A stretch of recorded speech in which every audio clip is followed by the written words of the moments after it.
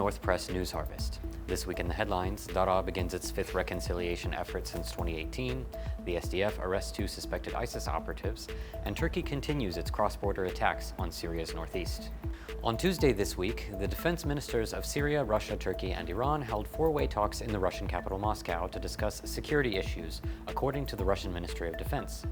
The meeting points to warming ties between the Syrian regime and Turkey, whose defense ministers met in Moscow in December 2022 for the first time in over a decade. The fight against terror groups, Turkish withdrawal from Syrian soil, and the return of Syrian refugees were reportedly all topics of discussion at the most recent meeting, though Turkey later denied that its military withdrawal was not up for debate. Ties between the Syrian regime and Arab states continue to improve, with Syrian Minister of Oil and Mineral Resources Firas Kaddour making a 2-day work visit to the Algerian capital on Wednesday at the invitation of Algerian Minister of Energy and Mining Mohamed Arkab. The next day, Tunisian President Kais Saied appointed a new ambassador to Syria.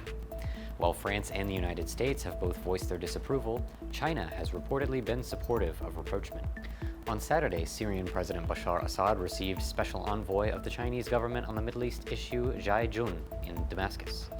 The two discussed a host of international issues, and Jun affirmed his approval of the normalization process. In Idlib this week, on the night of April 24th, Hayat Tahrir al-Sham, the group formerly known as Al-Nusra Front, handed over 3 detained foreigners to Turkish intelligence at the Bab al-Hawa border crossing in Idlib. A local source stated that 3 foreign detainees, including a Russian militant from the Ajnad al-Kavkaz group who had been detained since 2020, were handed over to Turkish intelligence after an agreement between both sides was reached.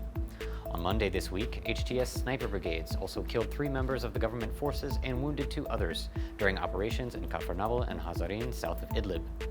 Government shelling on Idlib this week killed a woman and wounded 4 others, including 2 children, in Jabal al-Arba'in in Idlib's south.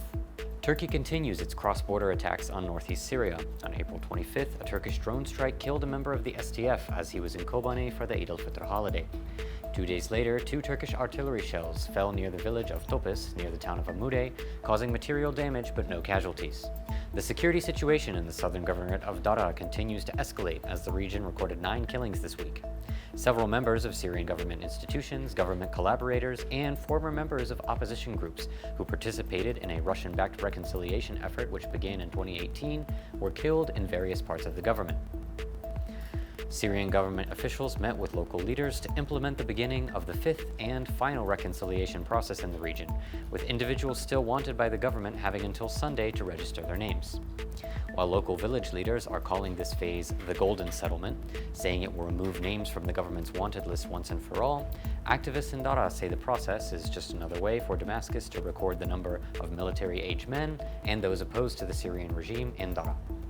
On April 28th, the SDF and Global Coalition forces captured known ISIS operative and weapons and ammunition smuggler Eid Hassan Hamoud al-Fahd in Deir ez-Zor.